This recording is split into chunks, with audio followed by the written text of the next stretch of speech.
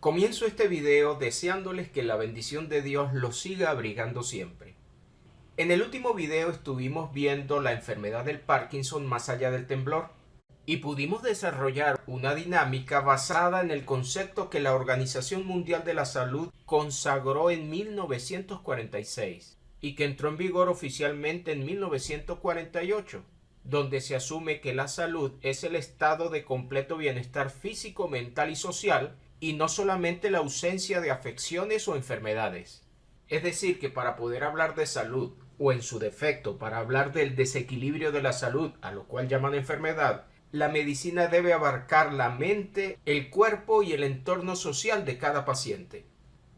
Por tristeza, actualmente muchos médicos se han introducido en un diagnóstico simplista o reduccionista y se han enfocado a ver la enfermedad desde el órgano o desde las células que lo conforman, olvidándose que el cuerpo es un todo y que el sistema neuroendocrino e inmunológico dependen de la orden que transmite el sistema nervioso central, el cual es influido por los mensajeros externos que representan los 5 sentidos y que llevan información al tálamo e incluso a la amígdala cerebral, como lo hace el olfato de manera directa, para que se active una respuesta a nivel orgánico. Y a pesar que en el mundo médico se reconoce la psiquiatría, esta tardó mucho en ser reconocida como una rama legítima de esa medicina científica.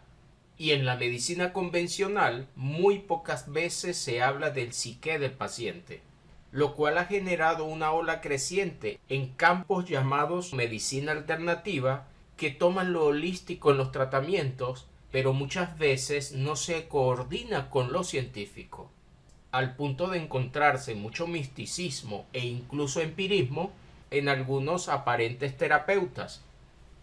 En este nuevo video trataré de abordar distintos tópicos acerca de la diabetes, pero sin aislar esta tríada biopsicosocial del paciente, y la vamos a estudiar entendiendo su biografía y su biología, para que la puedan comprender desde una visión integral, ya que según la medicina convencional, la diabetes representa una enfermedad crónica, incluso hereditaria, y además la definen como autoinmune. Es decir, que el cuerpo entró en un descontrol y estaría atacando al mismo paciente. Pero necesitamos entender la fisiología de la glucosa, de la insulina y cómo actúa el páncreas en todo esto, para poder comprender si realmente es así, o si la medicina convencional está obviando algunos detalles por ignorar esa tríada biopsicosocial del paciente. Muchos terminan abrazando esos diagnósticos e incluso lo terminan verbalizando y enseñándoselo a sus hijos, al punto de anticiparlos haciéndoles saber que se cuiden porque tal vez hereden esa enfermedad. Pero lo curioso es que muchos pacientes abrazan estos diagnósticos sin preocuparse por investigar nada acerca de la glucosa, de la insulina y cómo actúa el hígado y el páncreas en todo esto. Asumiendo que cuando la medicina no conoce realmente los causales, termina llamándole a estas enfermedades multifactoriales e incluso de causales idiopáticos, entonces no deberíamos preguntarnos por qué tiene la enfermedad, porque ni siquiera la medicina consigue realmente la causa. Pocas veces nos preguntamos, ¿para qué necesito variar esos niveles de glucosa en sangre? ¿Será acaso que biológica o fisiológicamente es mi propio ser quien está demandando ese aumento o tal vez esa disminución de la glucosa e incluso la insulina en sangre? ¿Será acaso que el hígado y el páncreas está atendiendo un llamado alostático de mi parte? Y es en base a ese planteamiento que vamos a desarrollar este video. Para avanzar vamos a revisar algunos pensamientos de unos célebres en medicina. Uno de ellos es el Dr. Albert Schweitzer, médico que recibió en el año 1952 el Premio Nobel de la Paz. Uno de sus pensamientos recita así: el médico solo será exitoso si lleva a su paciente a descubrir que el médico verdadero está dentro de él mismo. En su filosofía él reconocía que el bienestar humano depende de la armonía interior y afirmó que un verdadero sanador debe operar ayudando a despertar los recursos vitales que ya existen dentro del propio paciente. Gran legado para abrir una mente a una medicina realmente integral que incluya este estado biográfico del paciente en el momento en que está diagnosticando. Otro célebre, William Osler, que es considerado el padre de la medicina moderna clínica, sostenía firmemente que la observación directa y la comprensión profunda de la persona enferma eran mucho más valiosas que la dependencia exclusiva de los libros y de la teoría abstracta. Su célebre máxima lo resume así: es mucho más importante saber qué clase de paciente tiene una enfermedad que qué clase de enfermedad tiene un paciente. Este médico promovía una actitud reflexiva frente al uso excesivo o indiscriminado de medicamentos y tratamientos agresivos, y abogaba por permitir que la misma naturaleza debía actuar como apoyo adecuado al médico. Pudiéramos hablar de muchos más médicos que incluyen este despertar, que termina siendo opacado por esa medicina muy empresarial, cuyo enfoque muchas veces va dirigido a vender tratamientos para ocultar síntomas y no para reparar pacientes. Incluso es extraño, pero pareciera un mercado que necesita hablar de enfermedades crónicas sin intentar realmente conseguir verdaderos causales. Pareciera que necesitan crear diagnósticos para justamente crear tratamientos, e ignorando lo que ya hemos visto sobre el cuadro biopsicosocial del paciente. Y no estoy diciendo con esto de que todos los médicos actúan igual, pero la mayoría de las instituciones universitarias los inclinan para practicar muchas veces una doctrina enmascarada de ciencia. Y muchos médicos, desde su nobleza, solamente se dedican a diagnosticar y a recetar en base a planteamientos y protocolos que ya han sido establecidos. Y es allí donde el carácter científico que debería desarrollar cada médico en lo particular pareciera quedarse dormido. No se trata tampoco de no recibir una recompensa por ello. No obstante, el enfoque debería ser su paciente, mirándolo de manera plena, de manera integral, y reconociendo que es un ente que tiene un historial de vida que termina influyendo sobre la acción que ejerce su sistema nervioso simpático y parasimpático. Muchos de estos escenarios simpáticos, ante un pensamiento de lucha y huida, genera una transformación fisiológica para dar respuesta a esa demanda. Pero hasta no relajar ese mecanismo de alerta, el parasimpático no puede completar su estado reparador. Si ve con detalle, en muchas de las llamadas enfermedades, realmente está el parasimpático en acción, lo que indica que ha entrado en un estado reparador donde está la acción directa del nervio vago, y en dado caso estaría dándose una respuesta biológica del mismo organismo, como sucede en casos donde hay una respuesta inflamatoria, que a pesar de los síntomas no indica que el paciente se ha enfermado, sino que comenzó ese proceso de equilibrio homeostático. Sin embargo, muchos de esos síntomas serán entendidos como el comienzo o la cronicidad de ciertas enfermedades. El médico debe comprender cuándo está activo el simpático y tratar de llevar al paciente tal vez a una resiliencia para que pueda dejar fluir la acción parasimpática y salir de ese mecanismo estresante que está consumiendo y destruyendo su cuerpo. Por esa razón, el término curar en el griego proviene de una palabra de la cual sale terapeuta, y es una función que abarca un campo más amplio. No se trata de que el médico sienta que invade privacidad o que el paciente asume que se la están invadiendo, porque cuando se trata de salud, la anamnesis y la historia clínica debe abordar cualquier detalle que sea útil para entender a ese paciente dentro de ese cambio fisiológico. Tampoco se trata de que debe fracturarse el cuerpo humano para ser atendido en distintas entes. Por un lado el endocrinólogo, por otro lado el psiquiatra y el psicólogo, o en otra esquina el médico internista, sino que el especialista debe ser integral y abordar todos estos campos en sus propios consultorios. Y los pacientes deben estar dispuestos a compartirlos, porque muchas veces terminan incluso buscando el mundo místico para resolver sus crisis, pero sin entender la fisiología del cuerpo y comprender las deficiencias más cotidianas y comunes en nuestro organismo nos puede ayudar a comprendernos y a leernos para saber qué cosas evitar. Una vez mostrada la necesidad de ver al paciente de manera integral y que él mismo conozca su propio cuerpo e incluso pueda identificar aquellas emociones que se activan dependiendo de ciertos estímulos externos y que posiblemente al no gestionarlas estas emociones traspasan ahora a un estado de ánimo que terminan enfermándolo, vamos entonces a sumergirnos en el tema que nos compete acerca de la glicemia. Lo primero a comprender es que cuando se habla de glicemia, se refiere justamente a la concentración o el nivel de glucosa libre que está presente en el torrente sanguíneo en un momento determinado. Nos referimos a que en el momento de la toma de la muestra, el laboratorio está marcando un tiempo específico de ese paciente y no necesariamente indica un pronóstico de cómo va a seguir actuando durante el resto del día, la semana, los años, porque el cuerpo es dinámico y constantemente está creando un equilibrio homeostático que actúa de manera proporcional a la respuesta alostática, que es ese conjunto de cambios fisiológicos como la liberación del cortisol o la aceleración del ritmo cardíaco que el organismo pone en marcha de forma activa para responder a una demanda o un factor estresante y así poder recuperar el equilibrio.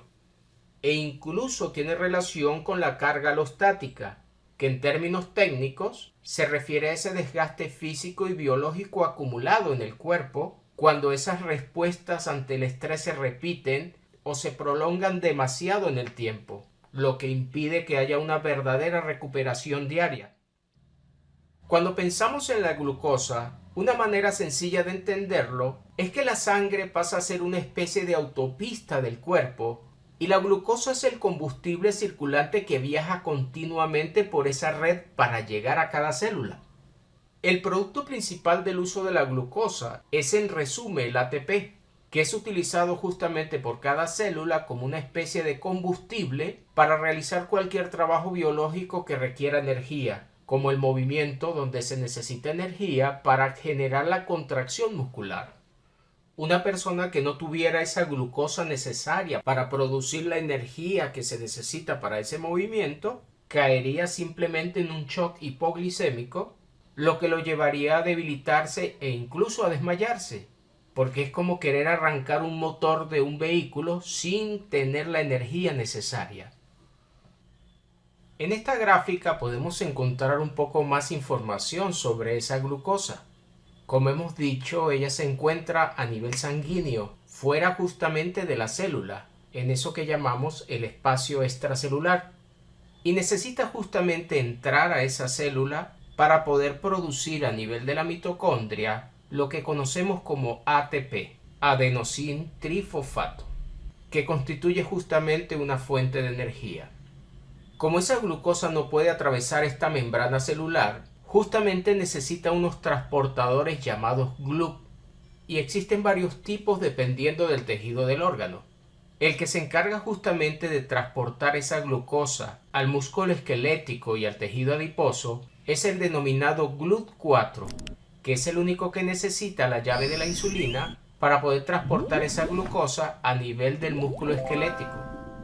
Una vez dentro del citoplasma, esa glucosa pasa por algo que se conoce como glucólisis, que no es más que la ruptura de esa glucosa para formar dos moléculas de piruvato, el cual se va a transformar en acetilcoenzima A y a través del ciclo de Krebs, dentro de esta mitocondria, va a terminar produciendo estas moléculas de ATP. También va a producir otras coenzimas como el denominado NAD y el FAT2, que son transportadores de electrones, indispensables para que se dé esa cadena respiratoria, y de la cual va a resultar dos moléculas de CO2, que es el desecho de la respiración celular, que luego va a ser eliminado a través de los pulmones.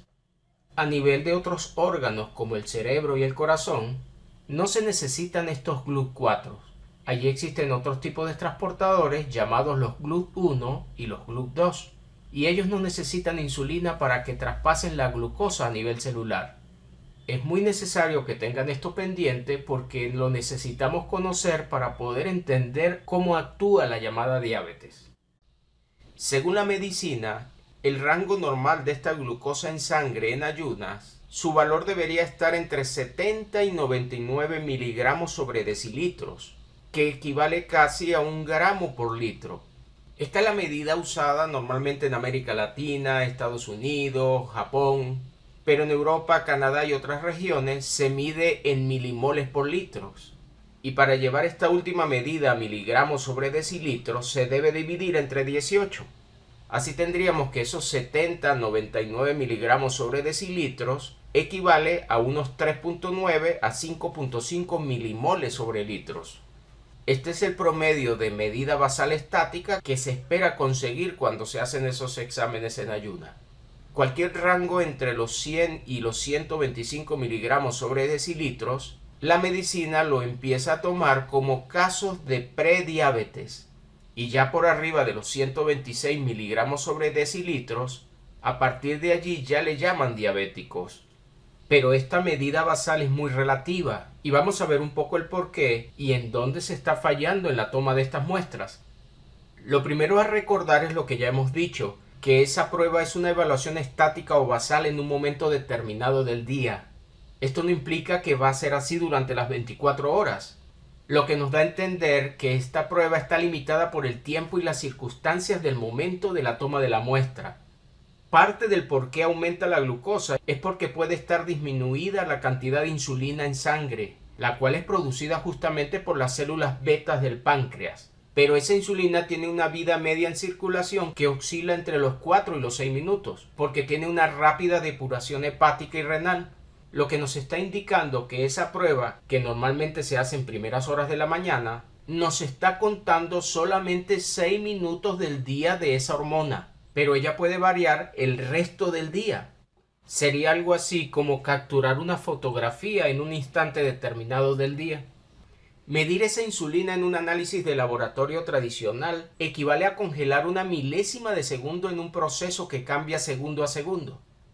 Como el cuerpo es un todo, él no está aislado de las emociones. Y sabemos que el sistema nervioso autónomo, en su acción simpática y parasimpática, puede tomar decisiones a nivel corporal. La glucosa y la insulina no están exentas de la acción de ese sistema nervioso autónomo. Y es un hecho que fisiológicamente el sistema nervioso simpático produce una disminución de la insulina.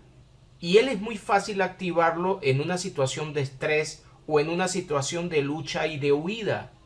La causa fisiológica por la cual esa insulina disminuye es que en situaciones de emergencias el cuerpo necesita atender la demanda de la glucosa que necesita el cerebro y el corazón, entre otros órganos nobles. De esta manera es muy normal que un paciente en estado de estrés, en estado de miedo, en estado de angustia, presente unos niveles de insulina bajo y un aumento de glucosa en sangre para estar preparado ante cualquier amenaza que en el ambiente él percibe. La ciencia también reconoce que durante un estrés que mantiene ese cortisol elevado, el aparato inmunológico baja de alguna manera su función. Específicamente los linfocitos T y los B se adormecen, por llamarle de algún modo. Y esto en parte se debe a que estos linfocitos necesitan consumir mucha glucosa para su función. Y recuerde que en el momento del estrés se está priorizando la glucosa para los tejidos nobles, haciendo incluso que los GLUT4 disminuyan su función. Pero no es que quede totalmente descompensado el organismo, porque también existen otras células defensoras, como neutrófilos y macrófagos, que se mantienen en alerta. No obstante, al disminuir estos linfocitos, los tejidos más periféricos empiezan a tener complicaciones a nivel de infecciones. Es muy común encontrarlas en la piel, en la boca, en las encías, e incluso en el aparato urinario. Y aunque normalmente se culpan a las bacterias y a los microorganismos como causales de estas infecciones, es necesario comprender que esa crisis de cortisol que puede producir una apoptosis celular debido a esos medios ácidos e hipóxicos es realmente el que está destruyendo las células. Y estas bacterias pudieran estar más bien actuando como limpiadores de la zona. Para poder entender esta información, es necesario conocer a este gran personaje, el médico, químico y biólogo francés Antoine Béchamp, quien, aunque era contemporáneo de Louis Pasteur, el cual era químico y físico, pero no era médico, Béchamp no estuvo de acuerdo con ese planteamiento de la teoría de contagio que Pasteur presentó. Béchamp hablaba de microcimas que tienen la capacidad de cambiar de forma y evolucionar a estructuras más complejas como bacterias o virus dependiendo del estado del terreno. A esto él le llamó pleomorfismo. Beckham asumió que si el tejido está sano, esas microcimas actúan de forma constructiva, pero si el terreno se altera, se adifica o entra en descomposición, estas microcimas cambian su rol para descomponer, limpiar y reciclar, y en este caso actuarían como agentes de saneamiento biológico en lugar de invasores externos. Aunque la industria farmacéutica no estaba tan modernizada para esta época, Pasteur contó con un respaldo político, estatal e industrial masivo, quien impulsó y financió su labor de manera decisiva. Ya a finales del siglo XIX se creó el Instituto Pasteur, donde ese modelo de investigación dejó atrás la dependencia individual y se convirtió en una institución privada y financiada por suscripción pública internacional, que también fue respaldada por el Estado, sentando las bases de lo que más tarde se convertiría en la gran producción comercial de vacunas y sueros terapéuticos a escalas industriales. Mientras que el planteamiento de Beckham, aunque abordaba las epidemias frente a posturas que priorizaban el estudio del terreno orgánico, tratando de promover el fortalecer el terreno del paciente, no resultaría tan atractiva para este mundo del que estamos hablando. En el caso de las infecciones en diabéticos y en cualquier otro tipo de pacientes, la pregunta en estos casos sería: ¿por qué están presentes esas bacterias, esos microorganismos en el cuerpo? ¿Están realmente siendo los enemigos? ¿O el enemigo es ese cambio que está generando el cortisol a nivel corporal y que obliga a generar la destrucción de los tejidos, los cuales deben ser eliminados por alguien? Y no solamente por las células de defensa, sino que estaría actuando este principio de limpieza que cuenta Beckham. Como notará, hay mucha información que no nos contaron, y no estoy diciendo que toda la medicina es mala, sino que hay muchas teorías donde todavía se muestra unas paradojas en los planteamientos. Lo cierto entonces es que el estrés hace cambios corporales y debe ser tenido en cuenta cuando se toman incluso las muestras a nivel de los pacientes. Si estuviéramos hablando, por ejemplo, de un niño que es más sensible que el adulto, estas circunstancias del laboratorio, de las batas blancas, de las agujas, cualquier niño se estresa. Y si pone en acción a este sistema nervioso simpático, la insulina por lógica va a disminuir y la glucosa debe aumentar porque se encuentra en una acción de lucha o de huida. Y el sistema nervioso autónomo debe activar un mecanismo alostático de defensa para dar respuesta ante esa emoción. ¿A cuántos niños no le toman estas muestras usando la fuerza? ¿Pretende que no va a actuar el sistema nervioso simpático en esa recolección? Este es el problema de ignorar esa triada que la Organización Mundial de la Salud explicó, donde se incluye la mente, el cuerpo y el entorno social del paciente. Los aumentos transitorios de los niveles de la glucosa en sangre no siempre indican que hay una enfermedad o una disfunción. Como estamos viendo, en muchos casos se trata de una respuesta adaptativa y fisiológica ante circunstancias que requieren una demanda mayor de energía y que estimulan a ese sistema nervioso autónomo. También es cierto que la glicemia sube después de comer, lo que se llama el estado postprandial, pero va disminuyendo esa glucosa a medida que las células van consumiendo esa energía cuando pasamos varias horas sin ingerir alimentos, lo que obligatoriamente va a activar a nivel del hígado algo que se conoce como gluconeogénesis, donde el hígado, a través del glucagón, que es producido por las células alfa del páncreas, a diferencia de las betas que produce la insulina, activan ese proceso de generar glucosa. Si el paciente viene cruzando con cuadros de ayuno, porque normalmente se invita al paciente desde el día anterior a disminuir el consumo de carbohidratos, a tener una alimentación muy ligera y que si es posible no sobrepase de las 5 de la tarde, el paciente despierta en sus mañanas con casi 12 horas de ayuno. El cuerpo va a definir esto como una emergencia porque usted no consumió glucosa y va a producir esta acción a nivel hepático, el cual va a disparar esta glucosa en sangre a través de ese proceso de gluconeogénesis.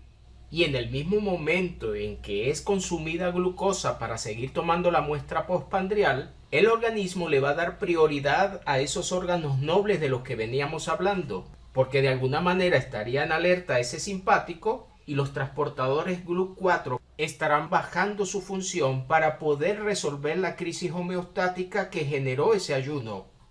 Y ante esta inanición de carbohidratos, no solamente el hígado va a activar esa gluconeogénesis, sino que también las células dependientes de los GLUT4 posiblemente tengan que generar energía a través de los lípidos y las proteínas, ya que la glucosa estaría siendo resguardada para darle energía necesaria al cerebro y al corazón, que dependen de los transportadores GLUT1 y GLUT2 que no necesitan insulina para introducir esa glucosa en células, lo que también puede variar la efectividad de la toma de esa muestra matutina. Imagínense nada más si este paciente que ya es diagnosticado de diabetes mantiene el uso de la metformina, la cual disminuye la acción de esa gluconeogénesis a nivel hepático. Desde esta perspectiva, el paciente en estrés y con un ayuno prolongado, ¿cómo sería su respuesta hepática ante esta emergencia? Y si el estrés supera las expectativas, es posible incluso que caiga en un shock hipoglicémico, porque la disminución de la producción de glucosa a nivel del hígado, más el ayuno prolongado y aparte el estrés activado, el cuerpo tiene que priorizar el consumo de esa glucosa que se encuentra todavía en sangre para llevarlo a esos órganos nobles, y si la demanda es mayor que la presencia de esa glucosa, definitivamente que el paciente va a sufrir una caída de los niveles de glucosa en sangre.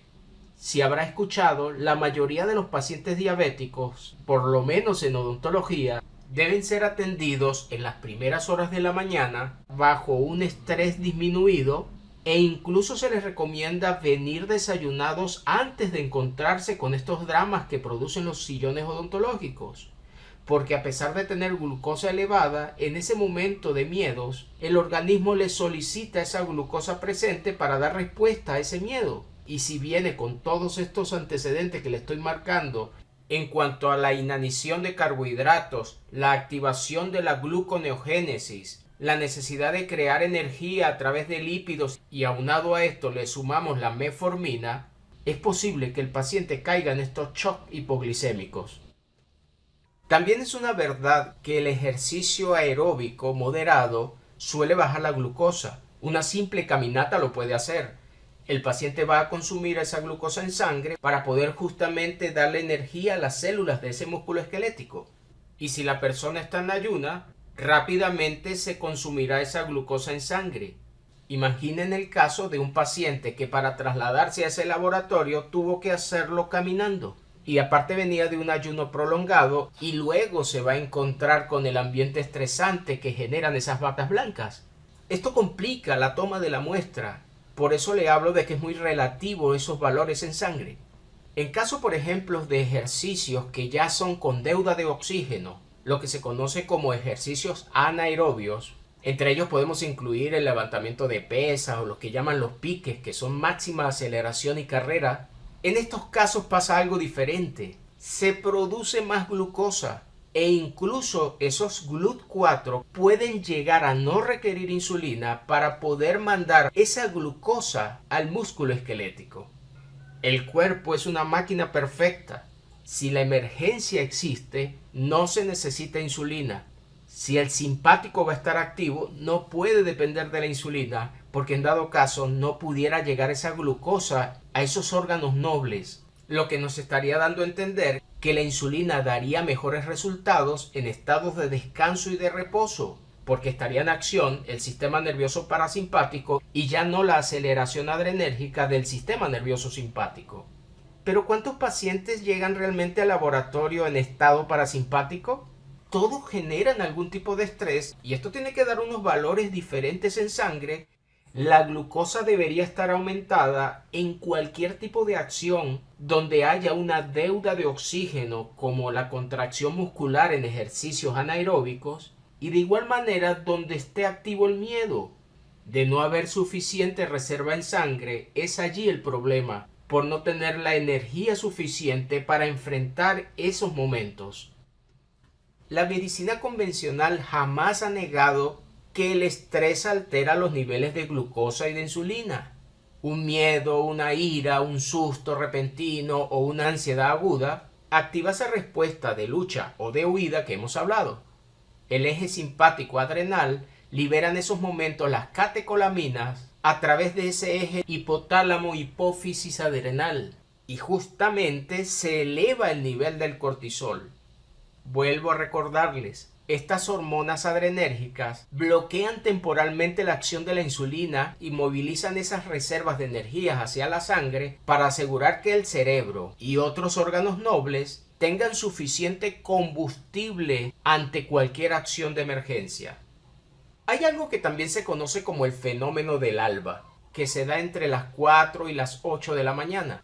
Como el paciente se está preparando para despertarse y encontrarse con su día de estrés, es normal que se observe en ayunas un ligero incremento de la glucosa e incluso fisiológicamente haya una elevación de la adrenalina, del cortisol y también de la hipertensión arterial. Esto es normal que suceda en las mañanas. Si el paciente pasó la noche en acción, el cerebro no descansó, el consumo de glucosa se mantuvo y ahora tenemos ese paciente que pasó tal vez la noche en vela, pensando incluso en no llegar tarde a ese laboratorio, que se tuvo que dirigir a ese centro de salud sin haber ingerido alimentos, no conforme con eso, tuvo que hacerlo tal vez en movimiento, consumiendo esa poca glucosa que está en el cuerpo y obligando al hígado a que produzca en cantidad, y aparte le sumamos el estrés de ese miedo que tenía en el momento de la toma de la muestra, o peor aún, estaba asustado porque de ese examen depende un diagnóstico que él tal vez no quiere escuchar.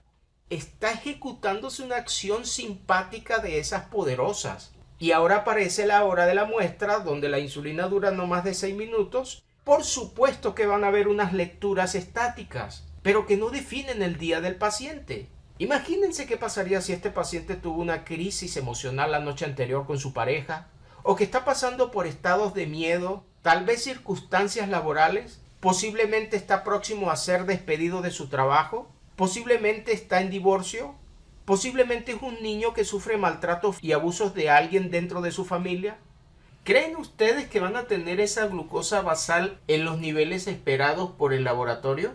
Al contrario, el sistema nervioso autónomo necesita adaptar la homeostasis para poder aumentarle los niveles de estos componentes que van a dar respuesta a ese estrés.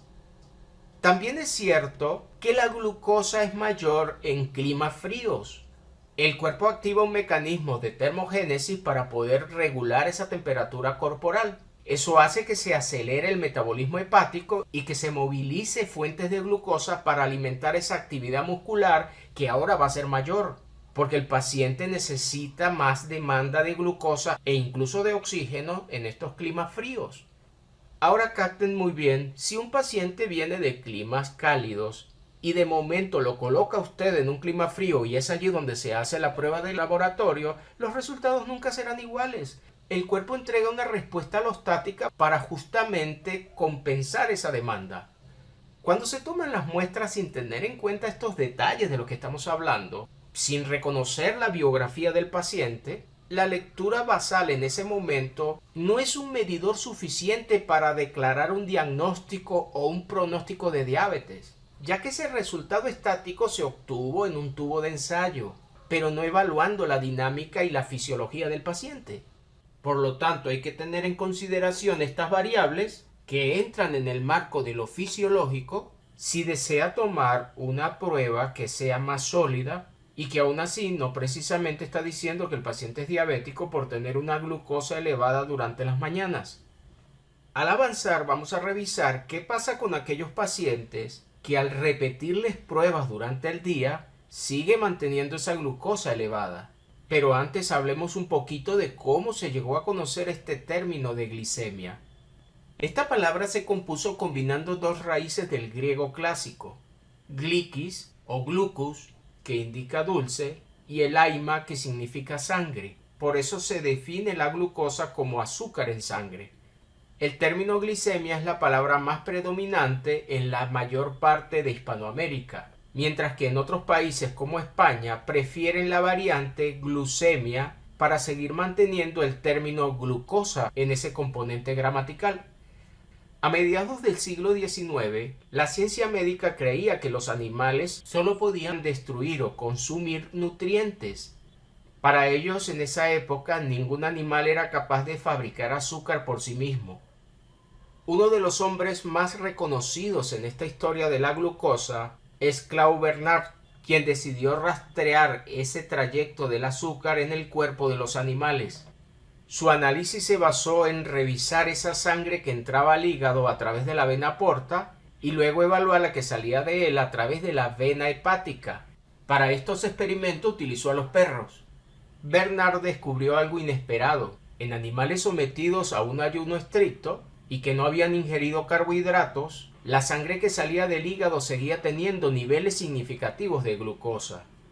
En 1848 demostró que el hígado producía azúcar de forma constante e independiente de la dieta inmediata. Y en 1857 logró aislar la sustancia que el hígado utilizaba como reserva de carbohidratos a lo que denominó glucógeno, lo cual significa generador de azúcar.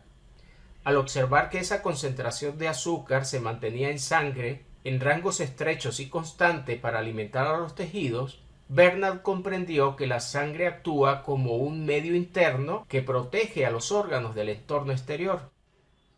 Ya en 1889, el médico y fisiólogo alemán Oskar Minkowski, en colaboración con otro médico llamado Joseph von Mering, fue el primero en extirpar con éxito el páncreas de un perro, y allí demostró por vez primera la relación directa entre el páncreas y la diabetes.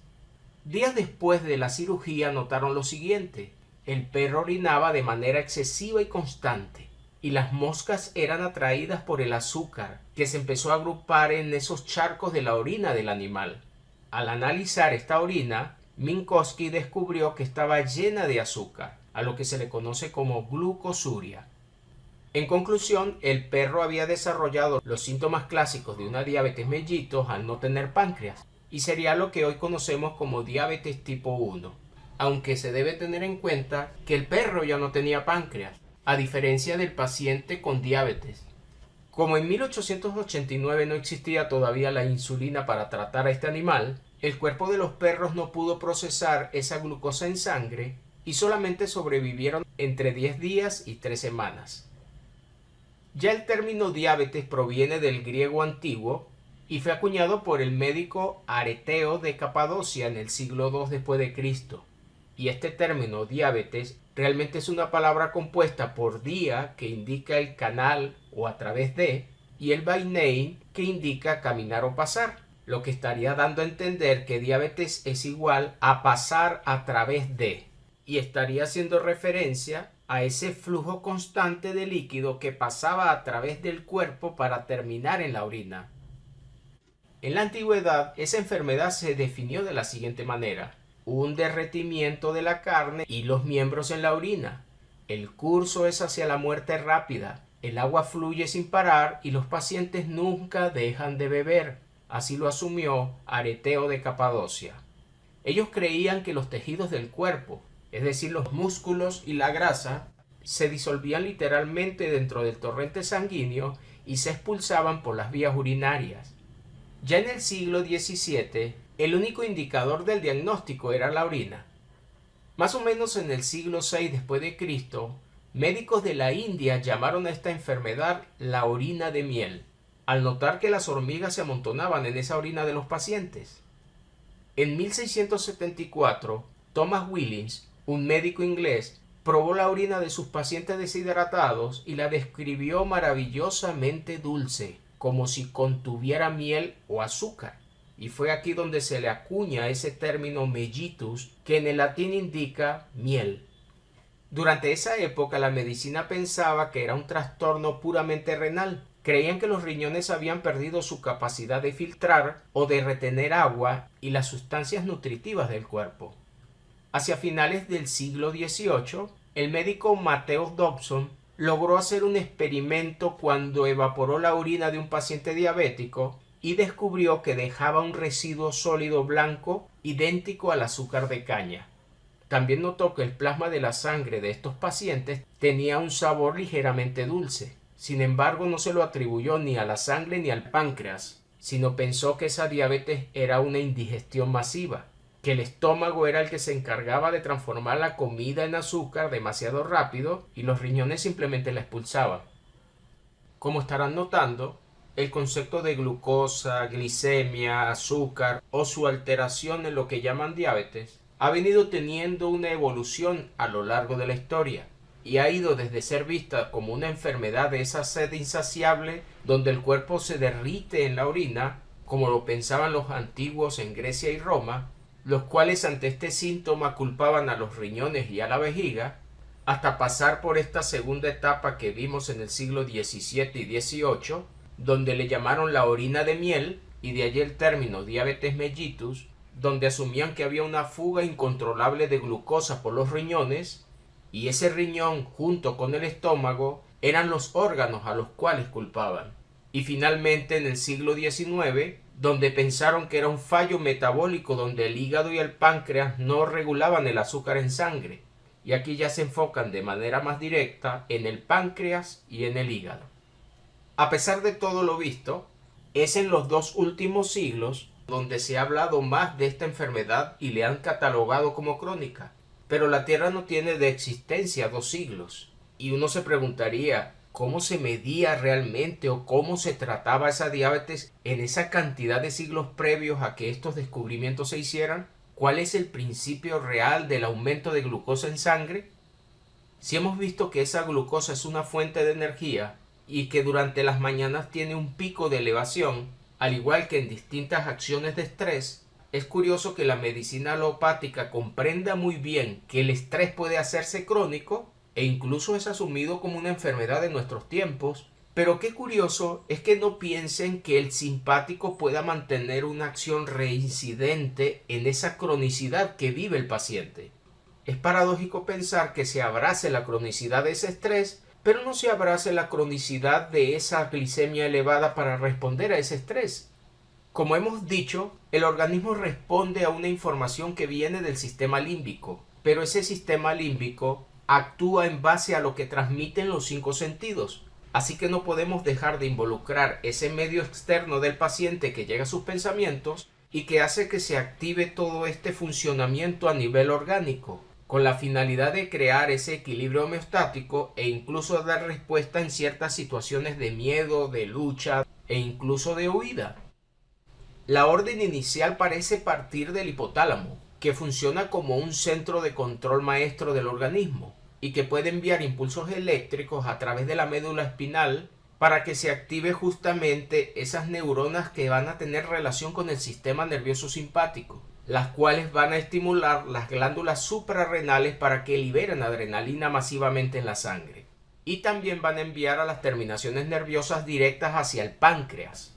El hipotálamo va a secretar esa hormona liberadora de corticotropina, la cual va a estimular a la glándula hipófisis o la pituitaria para que libere la hormona adrenocorticotropa, la cual va a viajar a través de la sangre para llegar hasta la corteza de las glándulas suprarrenales y allí le van a ordenar la producción y liberación de cortisol. Pero el hipotálamo no actúa solo. Él se va a activar después de que ha sido procesada esa información por el tálamo e incluso se debe incluir el hipocampo en esta relación, porque en el hipocampo están guardadas esas informaciones que el paciente ha registrado a lo largo de su vida. Allí es donde se procesa esa información exterior para ver si realmente es o no de emergencia. A diferencia de la amígdala cerebral, a la cual llega directamente el sentido del olfato para activar una respuesta amigdalina o lo que se conoce como el secuestro amigdalino. Ese no se procesa a nivel de razón, simplemente actúa de manera reptiliana. Esto no depende si hay educación o si hay cultura. La amígdala reacciona sin pensarlo y le entrega al paciente una respuesta inmediata ante una circunstancia que él no conoce o que no domina, no sabe cómo responder. Pero ¿qué pasaría si en ese hipocampo hay guardada información dolorosa para el paciente?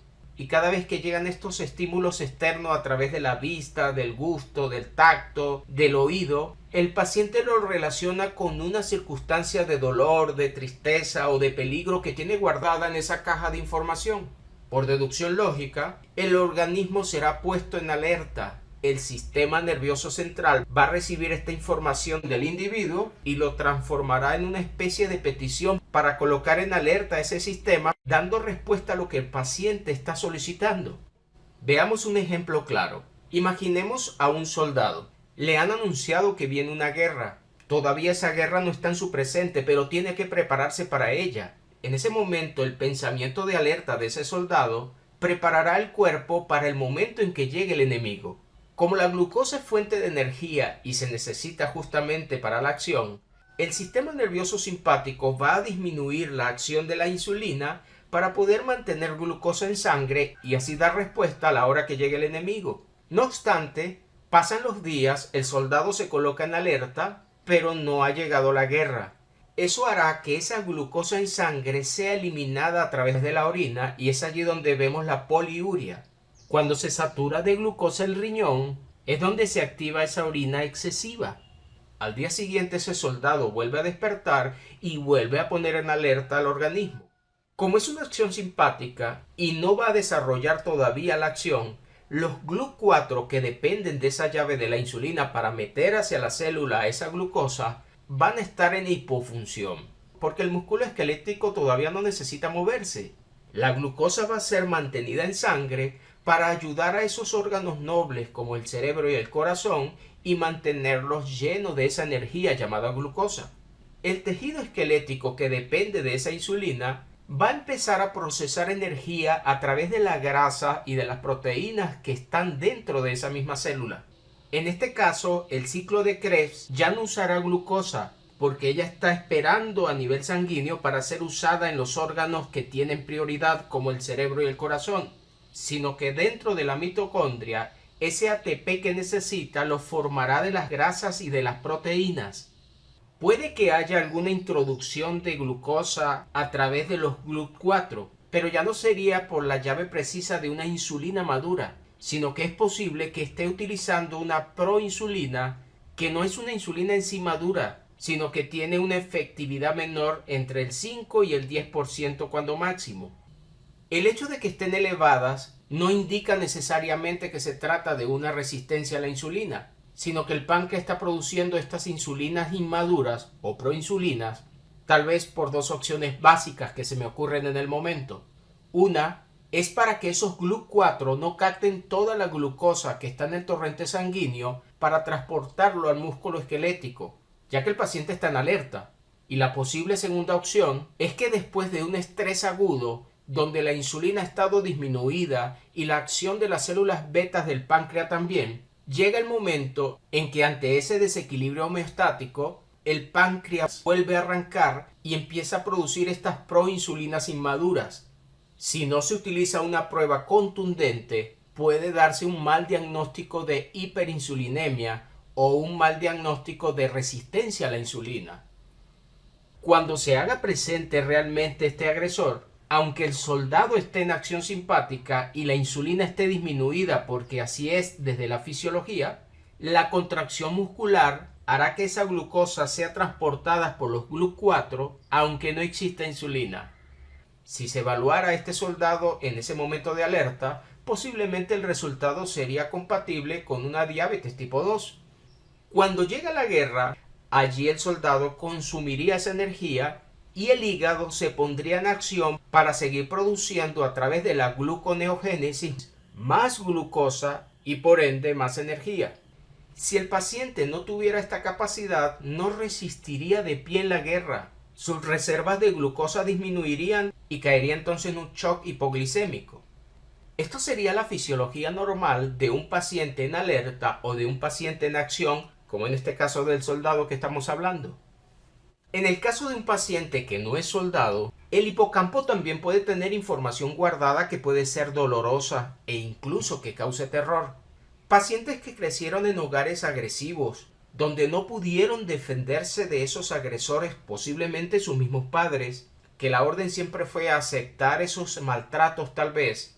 Pacientes que crecieron en hogares destruidos, donde la agresión entre los padres era común.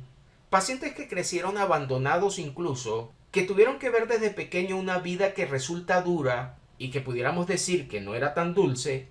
Estos pacientes generaron programas durante esa niñez. Posiblemente aprendieron de sus padres a entregar respuestas ante distintas circunstancias. Estos pacientes pudieron crecer con una idea de una alerta de guerra o sintiendo que la vida era muy dura, que ellos tenían que valerse por ellos mismos para dar respuestas a sus propias necesidades. Posiblemente sintieron de parte de sus padres ese desamor y asumieron que la vida no es tan agradable, que la vida no es tan dulce, o que simplemente tienen que generar mucha energía para cuidar a otros, como muchas veces sucede en algunos hermanos que se hacen responsables por el bienestar de sus hermanos menores. ¿Qué pasaría si ese padre llegaba a casa en estado de ebriedad y la historia de esos niños estuvo alrededor del maltrato del padre hacia la madre? ¿Qué pasaría si ese niño está a merced de padres con traumas que no han sanado sus emociones? Estas situaciones de alerta pueden hacer que el sistema nervioso simpático esté en constante acción. La diabetes tipo 1 generalmente se da en niñez y en la etapa juvenil, porque es la etapa donde los niños tienen poca capacidad de defensa y son muy vulnerables. Solamente aprenden a sufrir esos maltratos y acciones de los terceros. Imagínense los niños que son abusados. ¿Qué tipo de historia puede haber en su hipocampo guardada? A medida que estos niños traumados van avanzando, de manera real o simbólica van asumiendo que la vida es una constante guerra o tal vez una alerta de guerra y en un momento cualquiera de la vida puede activar el recuerdo que está allí en ese hipocampo guardado. Cuando llega el momento se procesa esa información en la corteza cerebral y las personas pueden entrar en un estado simpático, en un estado de alerta y mandar al organismo a liberar suficiente energía para cuando llegue el depredador. Este depredador puede ser cualquier circunstancia real o simbólica. El asunto es que se puede entender que el paciente en su inconsciente puede estar en un constante alerta. El cuerpo puede reaccionar a distintos estímulos externos. Por ejemplo, el fisiólogo ruso Iván Pavlov realizó ese famoso experimento al que llamó condicionamiento clásico. Él notó en perros que cuando veían o probaban la comida empezaba una salivación, pero también logró hacerlos salivar con el sonido de una campana, ya que los fue condicionando para comer después de este sonido. Los seres humanos reaccionamos con olores, con sabores e incluso a través de los ojos en el momento en que vemos, por ejemplo, un alimento. Y esto no dice que no los hemos comido, pero ya el estómago empieza a producir el jugo gástrico con solamente recibir el estímulo visual o a través del olfato que genera ese alimento. ¿Cree usted que las demás glándulas y los demás órganos no reaccionan a diferentes estímulos? ¿O esto solo sucede con el estómago? ¿No somos también condicionados desde niños a entregar respuestas a distintos eventos que hemos visto y aprendido de nuestros padres? ¿O tal vez en el entorno social donde hemos crecido? La función endocrina del páncreas no está aislada de este estado emocional. Las vivencias de tensión sostenida modulan respuestas alostáticas que optimizan la regulación metabólica. Esto se produce en cualquier contexto que solicite una alta demanda. Y para cualquier médico que le parezca esto escepticismo, hay un caso muy interesante que quedó registrado en el siglo XIX, donde el doctor William Beaumont pudo descubrir qué órganos responden a estímulos externos. Él estudió el caso del estómago abierto de un hombre llamado Alexis Martin, a quien después de un disparo le había quedado una abertura por donde este médico introdujo alimentos atados a hilos y los iba sacando cada cierto tiempo para poder observar cómo el cuerpo los iba descomponiendo. Gran parte de lo que hoy se conoce en base al estómago está fundado en estos estudios del Dr. William. Por ese agujero que no fue cerrado, este médico recolectaba muestras del ácido estomacal para analizar sus propiedades químicas en tubos de ensayo y demostró de forma definitiva que la digestión es un proceso químico gracias a la acción del ácido clorhídrico. Su experimento avanzó de tal forma que incluso se atrevió a probar esos fluidos en ayunas del paciente para poder saborear en qué condición estaba el ácido de ese estómago. Beaumont también descubrió que el estrés y el enojo que sufría Martin alteraban drásticamente las secreciones gástricas y disminuían la capacidad de digestión. Cuando Martin experimentaba enojo, miedo, frustración o ansiedad, la mucosa de su estómago cambiaba drásticamente de aspecto. Se ponía pálida o inflamada. Y en ese momento el órgano dejaba de segregar jugos gástricos. Si esta es una verdad comprobada y fisiológica del estómago, ¿acaso los demás órganos están exentos de estos estímulos externos que inciden en el sistema límbico y que influyen en la respuesta hipotálamo, hipófisis, adrenal? Si la insulina disminuye la acción simpática, la pregunta es, ¿qué le está causando estrés al paciente para activar este simpático y obligar a la insulina a disminuir? El neurólogo austriaco Sigmund Freud, al cual llaman el padre del psicoanálisis, hizo un aporte importante de la teoría del ello, del yo y del superyo. Esto lo hizo con la intención de explicar cómo funcionan nuestros conflictos internos en lo que llamamos psique. Imagínense este témpano de hielo, este iceberg que tenemos acá. Estaría contándonos el 100% de una persona. De la línea del mar hacia arriba encontramos el yo, esa parte que ya se ha hecho consciente y que en la mayoría de las personas no sobrepasa el 5% de ese 100 que estamos hablando. Pero por debajo de la línea del mar encontramos el ello, la parte inconsciente, la parte que no entendemos, la parte que surge sin darnos cuenta en cada acción de nuestra vida, donde se encuentra tal vez el niño herido, donde se encuentran nuestros traumas, donde se encuentran nuestros miedos. Y la línea del mar, que es el superyo, serían todas esas reglas, las conductas, las normas, las leyes, el estado perfecto que todos esperan, incluso esos padres disciplinarios. Y también podemos incluir aquí todos los legados religiosos. Si no fuera por este superyo, el ello saldría a flote y haría mucho daño. Entonces esta línea controla esa parte profunda de nosotros para que no haga daño social. Pero no lo hace en libertad, se hace en represión, de manera voluntaria o inducida. Es esa parte que no nos permite muchas veces defendernos porque tal vez la acción que queremos tomar puede hacer daño. Al final terminamos acumulando eso en el interior. Hay personas que explotan en ira cuando realmente estaban reprimiendo desde niños era el miedo. Como no les enseñaron a defenderse y como no le enseñaron a llorar, tal vez la acción más rápida para explotar sea la ira. Ella nos invita a intentar descubrir que hay algo dentro de nosotros que está reprimido, que está bloqueado, que necesita libertad. La ira junto con la alegría, junto con el miedo, junto con el asco, son emociones naturales del ser humano. Y a excepción de la tristeza, todas las demás activan el sistema nervioso simpático. No gestionar estos tipos de emociones se hacen crónicas y se transforman en otros sentimientos más agresivos, como el odio y el resentimiento, entre otros. Vivir en estos estados de cronicidad hacen que el simpático siempre esté en alerta, sintiendo incluso que me atacan siempre. Y definitivamente el sistema nervioso autónomo atenderá a las demandas del paciente en su entorno mediante la alostasis para responder a estos pensamientos continuos que rumian en la mente de los seres humanos. La intención es poder hacer consciente esa parte inconsciente. Esa es una manera clara de liberarnos.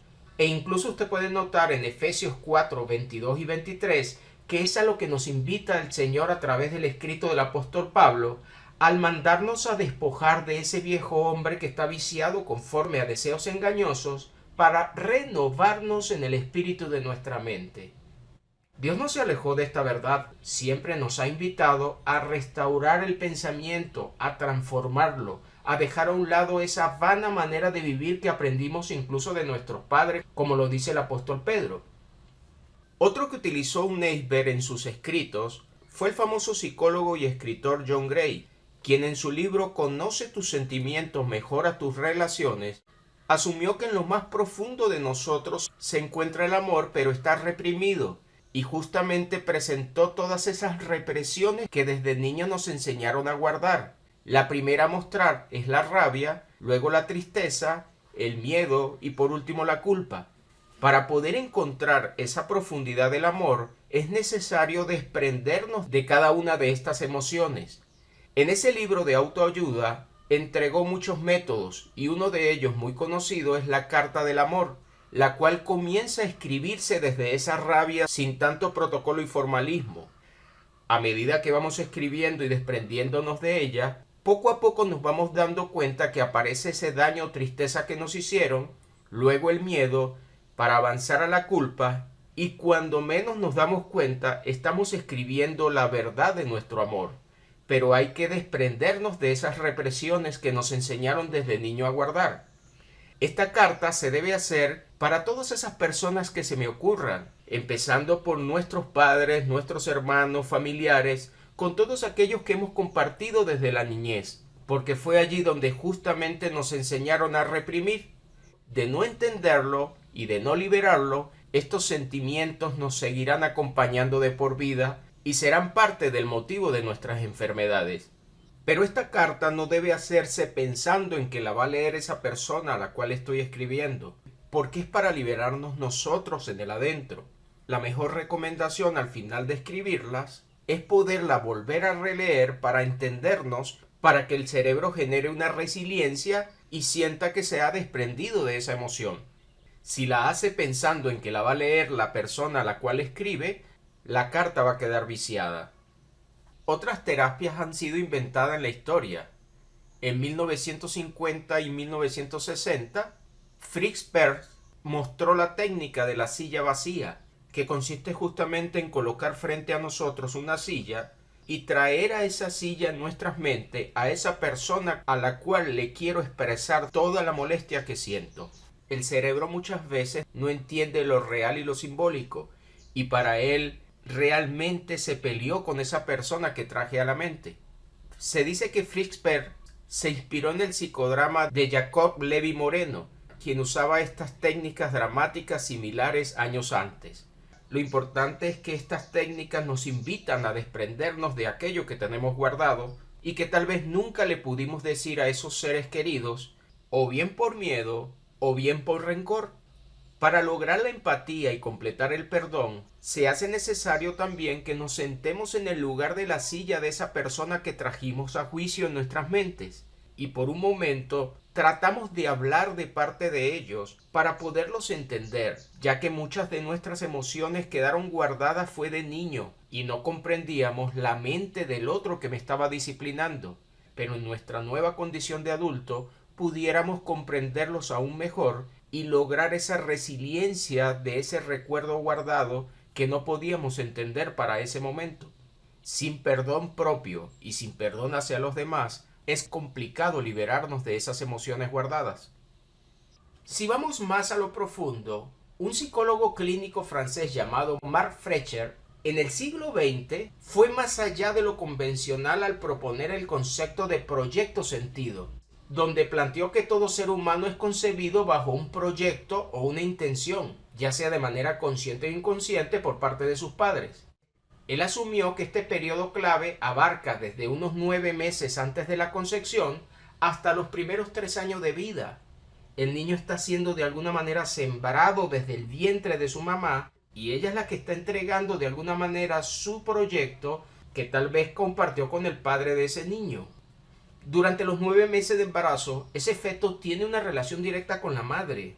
Los cambios alostáticos de la mamá, tal vez esa respiración acelerada, tal vez esa taquicardia, tal vez esa tensión elevada, ante circunstancias vividas durante ese embarazo, pudo haber causado un caos en ese bebé que no entiende por qué mamá se encuentra en ese estado de miedo o en ese estado de estrés ante una circunstancia externa.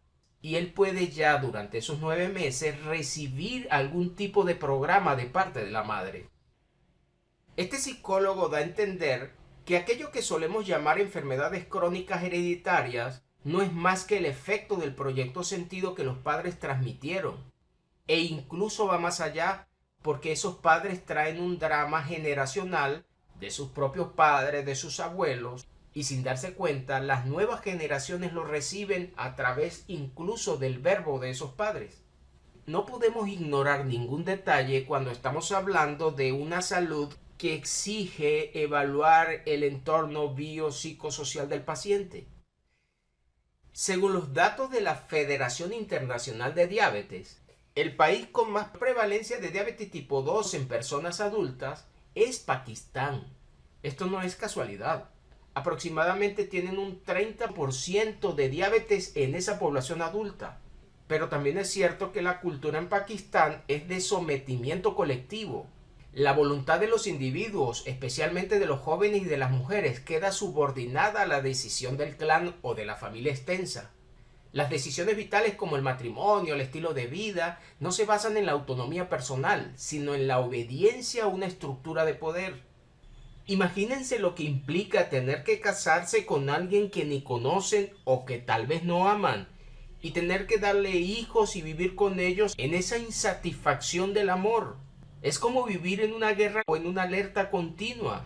Estas serían las personas que más tienen que tragarse sus molestias, que más necesitan mantener esa energía constante en el cuerpo, primero porque no la pueden explotar, no la pueden liberar, tienen casi prohibido la expresión, sino que también están sujetos a autoridades superiores que son para ellos una especie de agresor.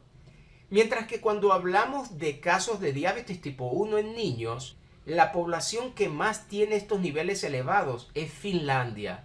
Luego le siguen Suecia y Noruega.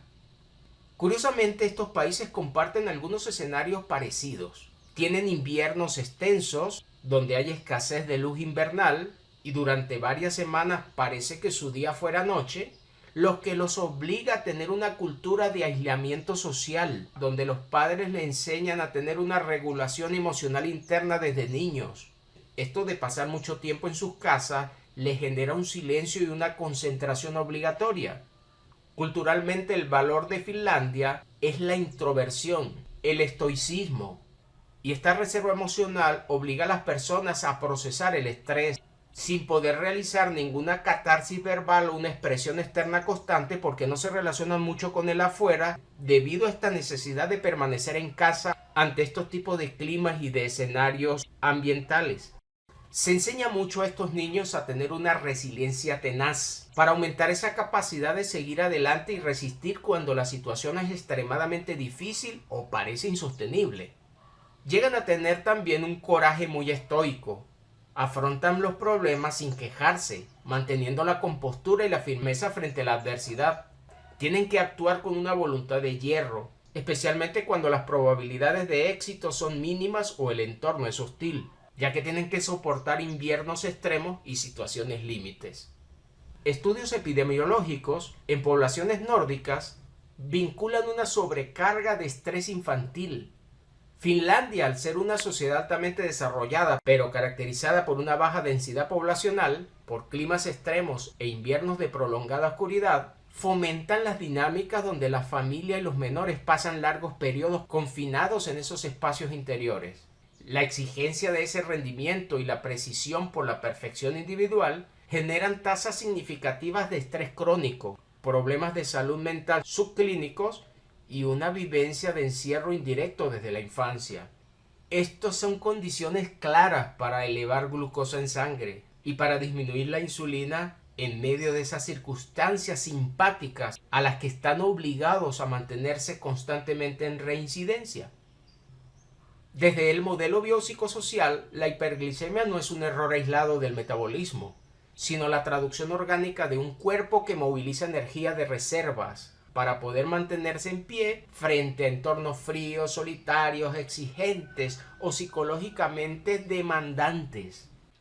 A pesar que los hogares puedan tener más de un hijo, no necesariamente todos van a presentar estos cuadros de diabetes, porque aquí influye mucho la manera como cada uno percibe el escenario o su entorno. Y esta acción dependerá del tipo de temperamento. E incluso pudiéramos asumir que la posición de su nacimiento también tiene algo que ver. No es lo mismo un hijo mayor o tal vez un hijo único que crece bajo sobreexigencia de sus padres a un hijo tercero o cuarto que tiene la dicha de crecer en otro ambiente donde incluso consigue apoyo de sus hermanos mayores. Tampoco es lo mismo un hijo que crece solamente con la compañía y la protección de su madre a un hijo que crece en un entorno familiar bien fundamentado, es decir, un hogar funcional donde está su padre también presente. Tampoco lo será en aquellos hijos que crecen solo junto a sus padres o aquellos que crecen en un ambiente donde también están presentes los abuelos. Si seguimos sumando, algunos de los hijos crecerán en ambientes donde su padre es el proveedor y la madre está presente en casa, mientras que otros crecerán con dos padres que ejercen todos los días labores fuera del hogar, y esos niños deben permanecer o bien solos o bien bajo la protección de un tercero. Tampoco será lo mismo si ese hijo mayor tal vez es una hembra o un varón, porque las exigencias son diferentes. O si tal vez ese tercero o cuarto hijo vuelve a repetir el sexo de sus hermanos anteriores. Todo debe ser tomado en consideración cuando hablamos de estos cambios fisiológicos que son determinantes a la hora de hablar de enfermedades. En cuanto a los 4 tipos de temperamentos, quien formalizó esa teoría fue el médico griego Galeno de Pérgamo y se fundó en la teoría previa de Hipócrates en relación a los 4 humores. Hipócrates los vinculó con la salud y la enfermedad orgánica. A pesar de que existió hasta el año 370 a.C., Hipócrates es considerado universalmente como el padre de la medicina. Él existió en esa época de inflexión histórica donde la práctica médica se desvinculó de la magia y la superstición para erigirse como una disciplina basada en la observación empírica, la razón y el método clínico. Sostenía que el cuerpo humano estaba compuesto por 4 fluidos o humores: la sangre, la cual relacionó con el hígado; la flema, procedente del cerebro; la bilis amarilla, procedente del hígado; y la bilis negra, procedente del vaso. Más tarde, cada uno de estos fluidos fueron relacionados con los 4 temperamentos. La sangre se relacionó con el temperamento sanguíneo, de la flema justamente sale el temperamento flemático; la bilis amarilla se relaciona con los coléricos y la bilis negra, que es común en los melancólicos. Cada uno de ellos define la diferente manera como el cerebro procesa la información, gestiona la energía y emite respuestas autonómicas simpáticas o parasimpáticas. El colérico, por ejemplo, tendrá una tendencia natural a la lucha, percibirá las amenazas y movilizará recursos de inmediato para confrontar o dominar. La glucosa y la adrenalina serán liberadas si encuentra una vía de salida a través de la acción motora. Tendrá menos propensión a quedarse congelado en el momento de un agresor, a menos que el entorno esté bloqueado o que la acción del maltrato haya persistido por muchos años hasta lograr quebrantarlo. Este temperamento colérico es uno de los más propensos a llegar a sufrir de diabetes tipo 1, cuando desde niño tal vez le enseñaron a reprimir esa fuerza innata interior y de alguna manera pudieran haber quedado atrapados en una ira que nunca es bien procesada. Si se trata de un sanguíneo, si logran huir o dispersar la acción, la energía la consumirán. Pero si se queda atrapado en un entorno donde no puede huir ni encajar, experimentará frustración y ansiedad aguda. Los melancólicos tienden al bloqueo, a la rumiación en sus pensamientos y a la contención. Al ser altamente sensibles al entorno y a la desaprobación, asume ese impacto de la amenaza hacia su propio mundo interior. Almacena y procesa el dolor o la rabia de manera interna. Esa tendencia a no exteriorizar el conflicto lo predispone enormemente a la contención motora. Se rinde desde el punto de vista de la acción externa porque internaliza el conflicto. Siente que no tiene salida, que el agresor es inmensamente superior o que él mismo no es digno de defenderse. En pocas palabras, si no puedo ganar, no tengo apoyo. Por otra parte, el flemático, su tendencia natural es el sometimiento o la resignación pasiva. Esto lo hace para mantener la paz externa. Absorbe la presión exterior sin confrontar. El cuerpo se prepara internamente para la amenaza en esa alerta silenciosa, pero la conducta externa es de absoluta inmovilidad o conformidad. El flemático se rinde fácilmente en apariencia porque su estrategia de supervivencia es ceder el terreno, adaptarse al opresor y anestesiar su propia respuesta de lucha para evitar un daño mayor. Es algo así como: mejor no digo nada, mejor me quedo callado. Esta conducta es muy común en los flemáticos porque ellos no están dispuestos a causar conflictos, sino que siempre están pensando en el bienestar de los demás. Desde esta perspectiva, estos flemáticos serían muy propensos a la diabetes tipo 2.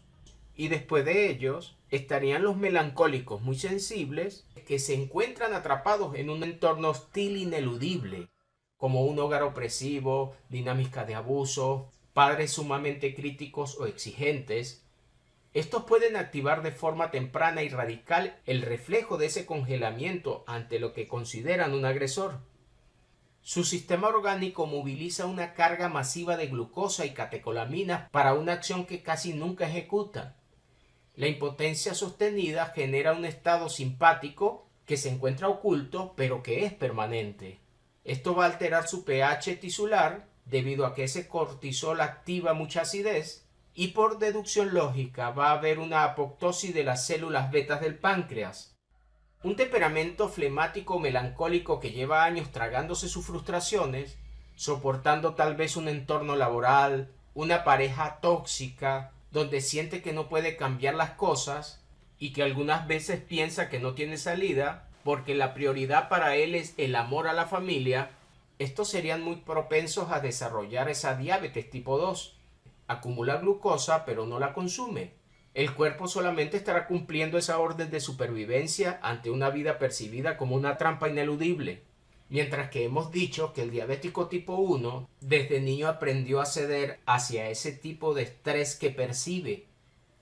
Como estará notando hasta este momento, es muy necesario evaluar todos los detalles biopsicosociales del paciente. Dar diagnósticos enfocados solo en el órgano o en el tejido celular es ignorar que el ser humano es integral, que día a día tiene experiencias con su entorno y que su organismo responde a esa información del sistema nervioso central que es enviada después de procesar cualquier información que proviene del medio externo, esa que es captada a través de los 5 sentidos y que se analiza de manera diferente en cada individuo.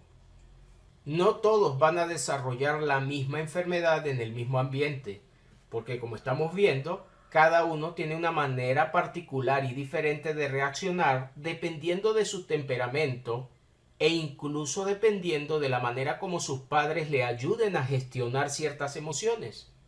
Aún el entorno social o la endoculturación o la socialización que nos suministran desde pequeños nos hacen responder de una o de otra manera. Imagínense lo que sucede cuando se crece en un mundo religioso donde está prohibido incluso defenderse dentro de la justicia, asumiendo que hay que colocar la otra mejilla a pesar de que estemos siendo agredidos. Verdaderamente que se necesita una relación profunda con el Espíritu de Dios para que esto no se transforme más bien en enfermedad. Según Efesios capítulo 4, el Señor nos dice que podemos airarnos pero no debemos pecar, y que esa ira no llegue hasta la puesta del sol. Pero muchas veces el no comprender la fe nos puede llevar a reprimir más bien emociones y quedan estancados sentimientos errados que disfrazamos de paz. Con esto les estoy invitando a no ignorar detalles a la hora de investigar el por qué ciertas personas desarrollan un cambio sistémico. Aunque Claude Bernard, cuando realizó su contribución a la historia en cuanto a la diabetes, recopiló cómo las perturbaciones del sistema nervioso central influían de manera directa sobre la función glucogénica hepática, la medicina convencional se ha desviado a los números y de alguna manera establece que la enfermedad es solo un exceso o un defecto numérico del medio interno. Hoy día esa medicina moderna y alopática se ha obsesionado por corregir la cifra en el papel mediante fármacos antagonistas, en lugar de preguntarse por qué el organismo necesita elevar o bajar ese parámetro de glucosa e insulina en sangre. Algunos médicos, como Rudolf Virchow, a pesar de su gran aporte a la historia de la ciencia, se inclinó para hablar de patología celular, estableciendo que toda enfermedad se origina en alteraciones dentro de la célula. Estos pensamientos han hecho que el órgano sea aislado y se invisibilice la coordinación del sistema nervioso autónomo e incluso la carga del estrés que genera fisiológicamente estos cambios alostáticos. Pero la involución acerca de este tema llega con el informe de Flexner, quien sin ser médico, sino un educador y pedagogo, expulsó de las facultades de medicina la comprensión del psique, el entorno social y la autorregulación biológica, dejando al laboratorio bioquímico como único juez de verdad.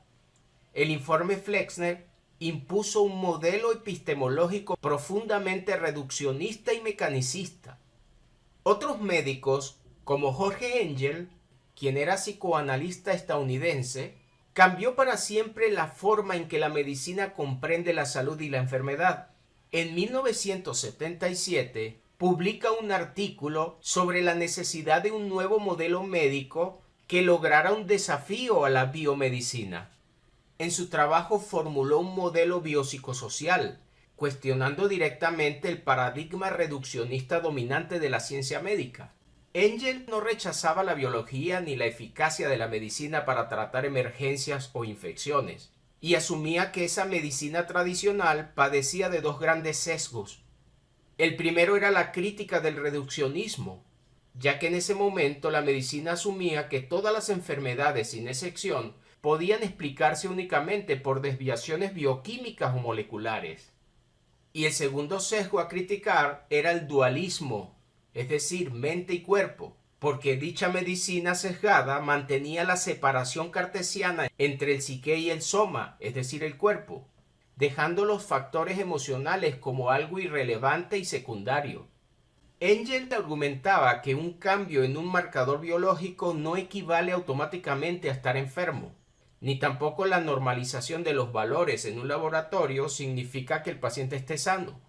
Para él, todo depende intrínsecamente de un contexto psíquico y social. Para este médico, el estado de salud de una persona no ocurre en el vacío celular, sino en una interconexión entre lo biológico, es decir, la anatomía, la genética, la fisiología celular y tisular, e incluso incluye agentes patógenos, lo psicológico, donde ubica también la personalidad del paciente, sus emociones, la percepción de la amenaza que produce el estrés, sus traumas del pasado y sus hábitos de afrontamiento. Y por último incluye lo social en esos diagnósticos de enfermedades. Aquí se ubican las relaciones familiares, el nivel socioeconómico, el ambiente laboral, los valores culturales y esa red de apoyo interpersonal. Una alteración de cualquiera de estos tres niveles que hemos mencionado, biopsicosocial, repercute en todos los demás. Un problema social o emocional como un duelo por la pérdida de un familiar altera el sistema nervioso autónomo, desregula el eje neuroendocrino y puede manifestarse como una úlcera gástrica, una hipertensión o una inmunosupresión. Un fallo molecular o una enfermedad física como el cáncer altera el psique del paciente y desestructura su núcleo familiar y social.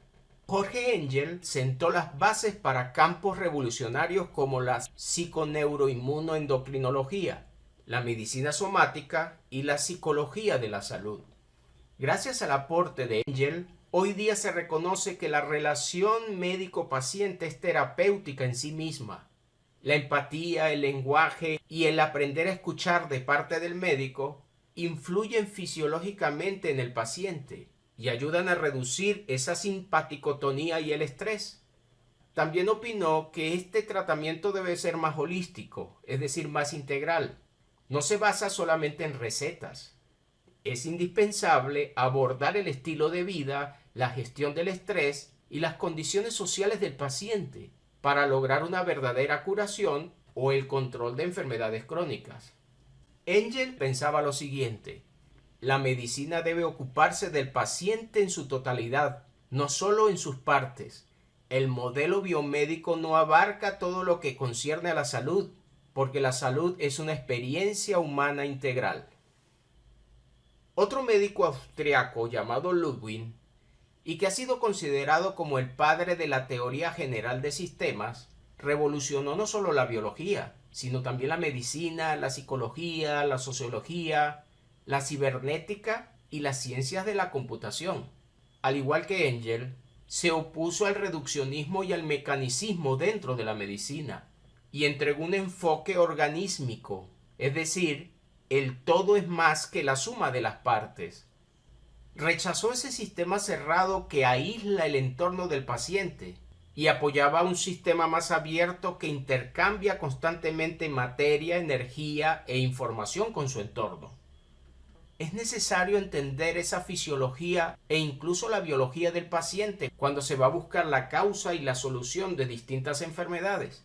Como hemos dicho, el estrés sostenido o la percepción de peligro activa la noradrenalina y la adrenalina.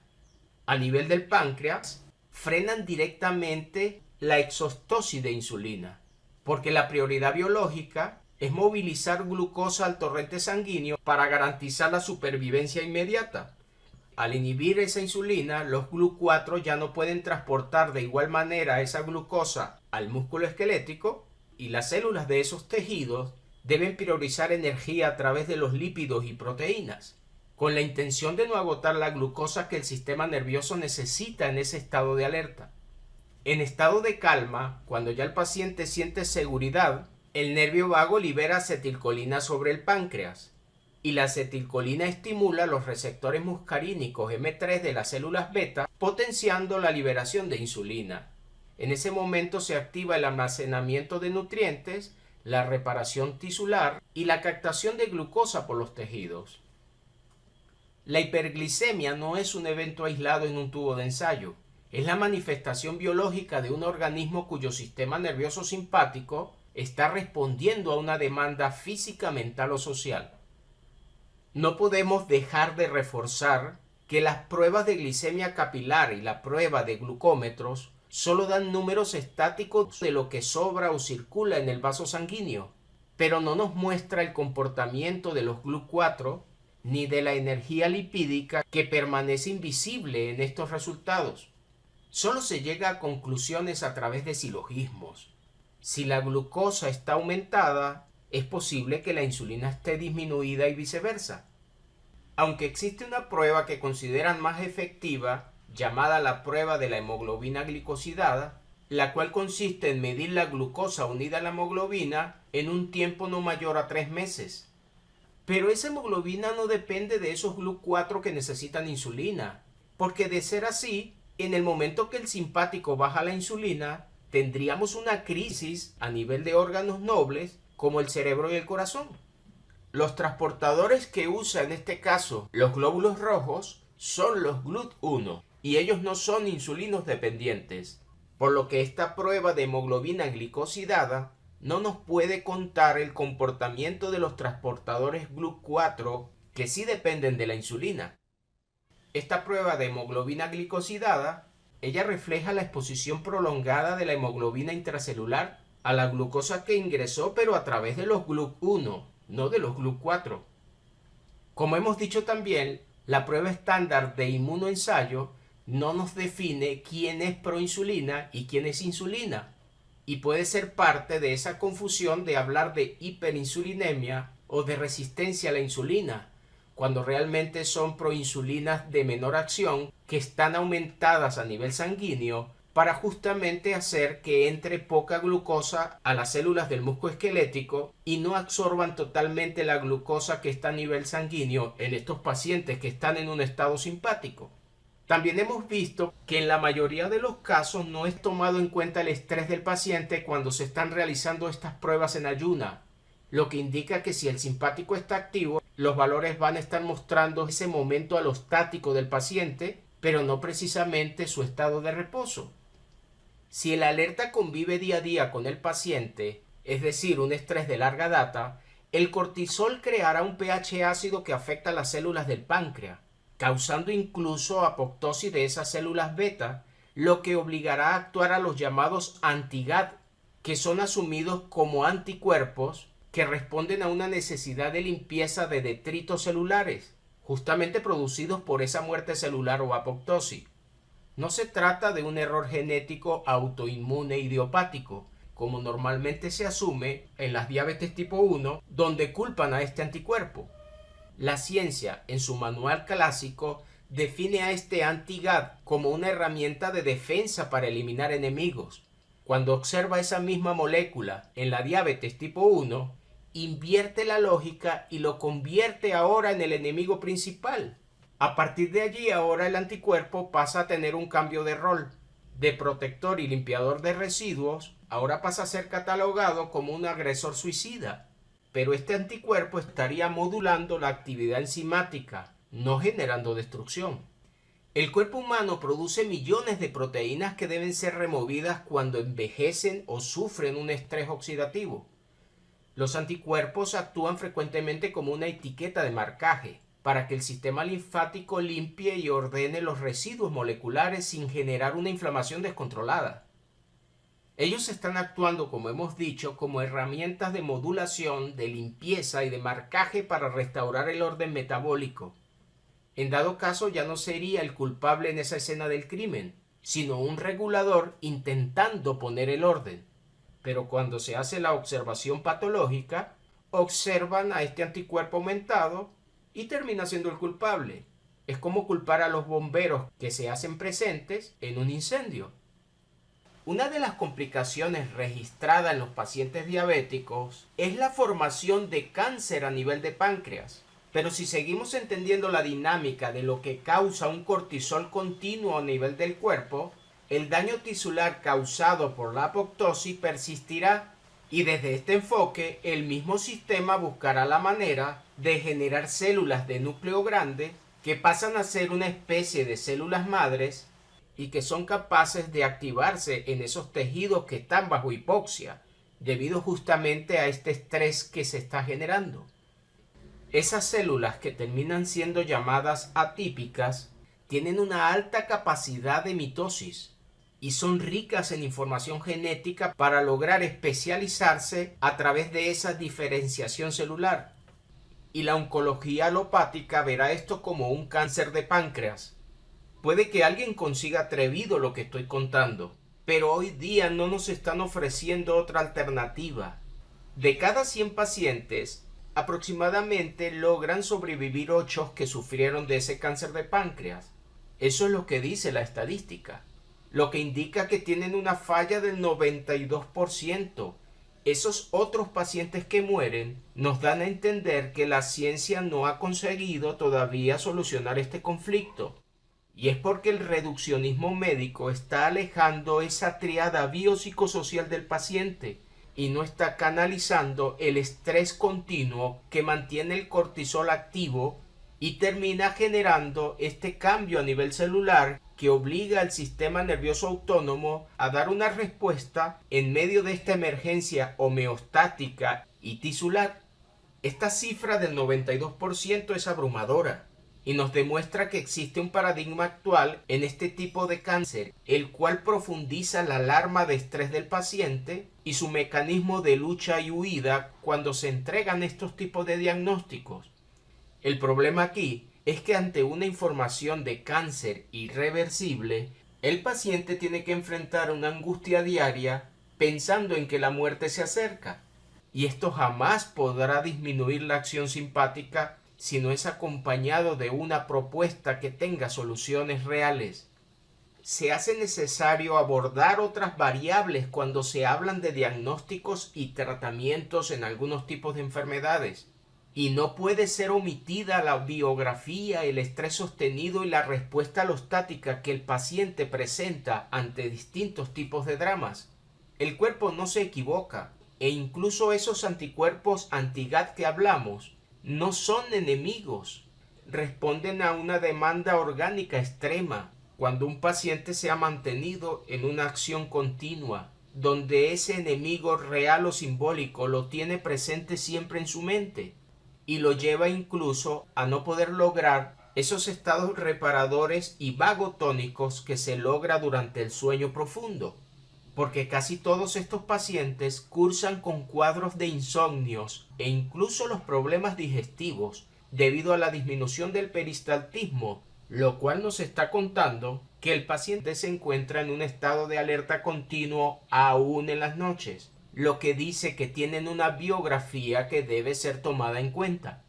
Puede que alguien asuma que mi planteamiento es equivocado, pero debe aceptar que se ha ignorado la tríada del concepto que ha otorgado la Organización Mundial de la Salud, donde debe equilibrarse el entorno biopsicosocial de los pacientes. Cuando el organismo ha sido sometido a una intensa acción del cortisol, son inevitables estos daños tisulares. Esos estados de alerta generan una sobrecarga a nivel cerebral.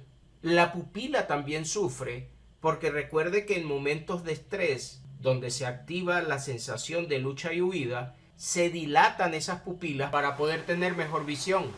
Y debido a que la glucosa diariamente puede saturar al riñón, el cual va a trabajar de manera más forzada porque tiene que activar una poliuria, entonces las células de todos estos órganos están sufriendo en el momento de la acción simpática. Pero como ven en la imagen, hay más órganos involucrados en esta sobreexigencia. El hígado, por ejemplo, estará constantemente produciendo glucosa e incluso son propensos a transformarse en hígados grasos.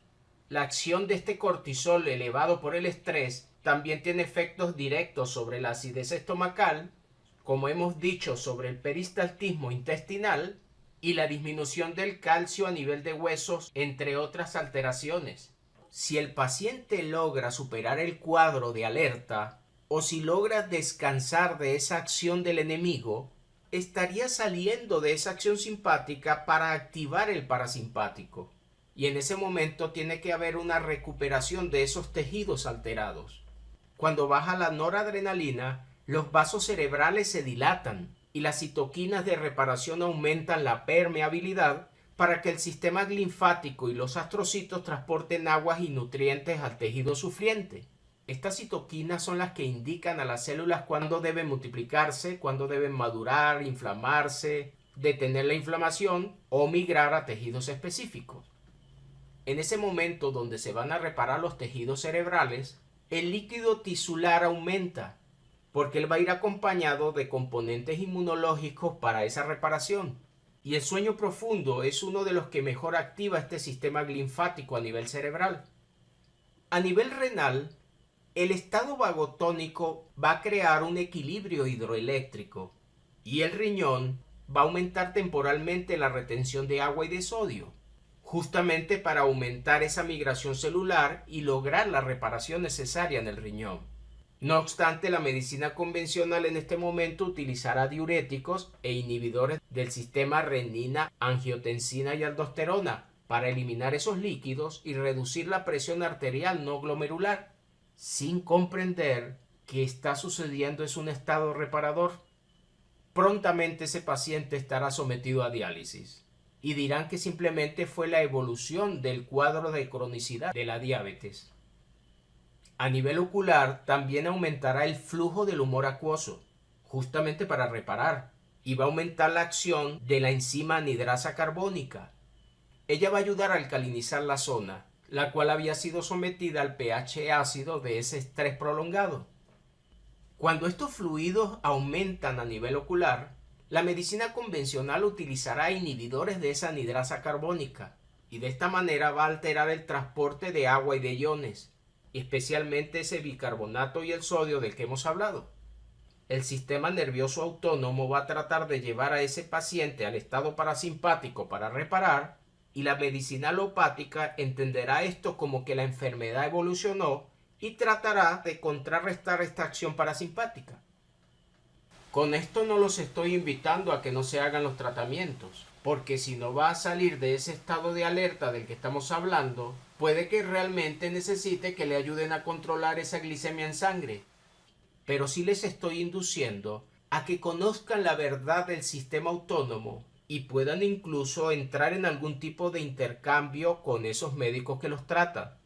Cuando todos estamos en un estado de emergencia tenemos que dejarnos ayudar, pero si me están diciendo que la enfermedad tiene un pronóstico reservado e incluso muchos profesionales, tal cual Profeta, se atreven a desahuciar a algunos pacientes colocándoles límites en su fecha de vida y generando otros programas de supervivencia en el paciente que en caso de cánceres siempre termina afectando los pulmones y asumiéndose que fue una metástasis cuando realmente el paciente fue sumergido en otro estrés más agresivo, el miedo a morir. Por tristeza ante estos diagnósticos, muchos pacientes acuden a adivinos, pitonizos, brujos y otro tipo de pensamiento tal vez alternativo, porque han perdido la esperanza al ser tratados por la medicina llamada científica.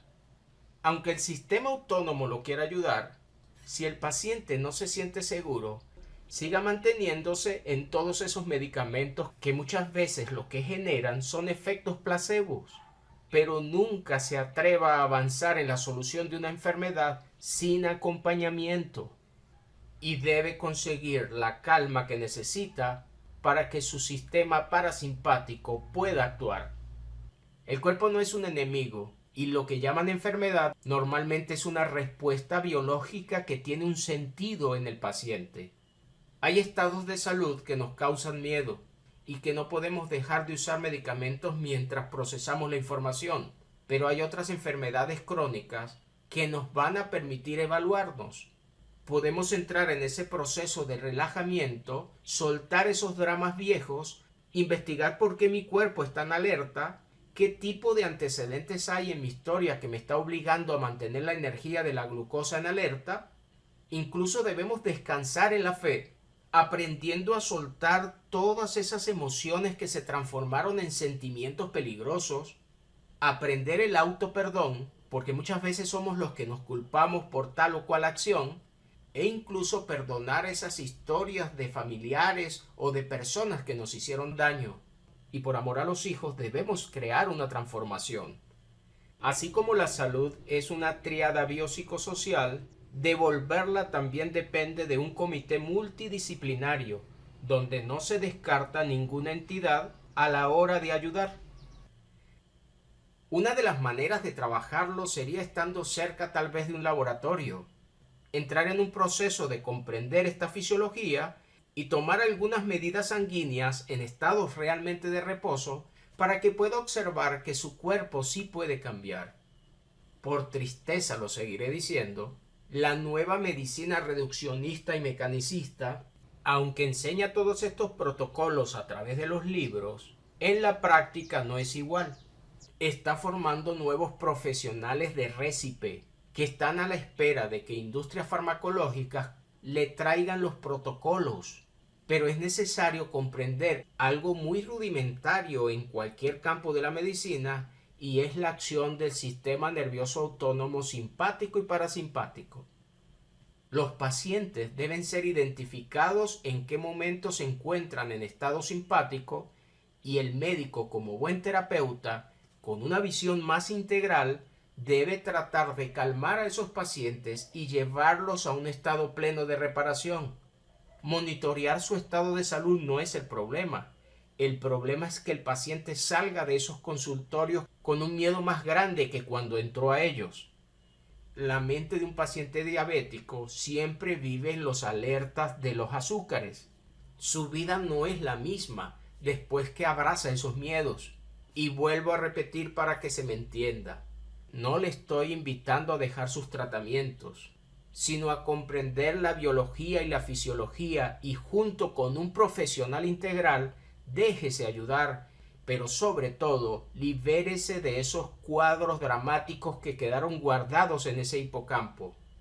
Recuerde siempre que la glucosa, por ser una fuente de energía, cuando aumenta en sangre es porque ese paciente está siempre en una alerta, o simplemente se está encontrando en una situación dramática de vida donde siente que esa vida es muy dura, que el amor pareciera no haber nacido para él, o simplemente necesita acumular mucha energía para tratar de ayudar a la humanidad olvidándose del amor propio.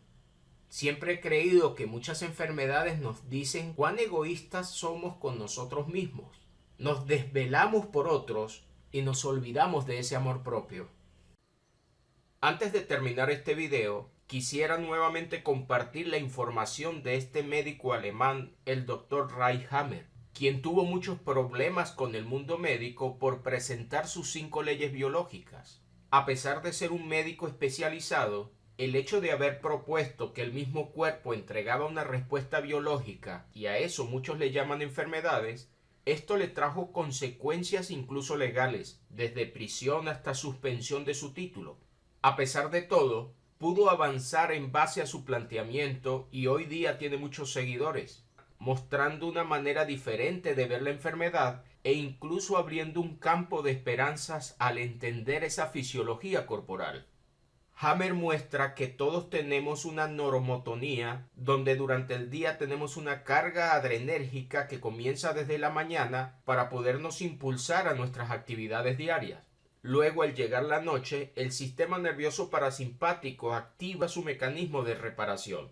Pero si un paciente sufre un shock inesperado, que lo toma por sorpresa, que lo vive en soledad y que supera sus expectativas de respuesta, a lo que él llamó el síndrome de Dick Hammer en honor a su hijo fallecido, en ese momento se activa una acción simpaticotónica y dependiendo del origen de cada tejido y cada órgano, es decir, si proviene de la capa endodérmica, mesodérmica o ectodérmica, el organismo activa un cambio a nivel de estos tejidos, que pueden ir desde la proliferación de células hasta la necrosis de algunas de ellas.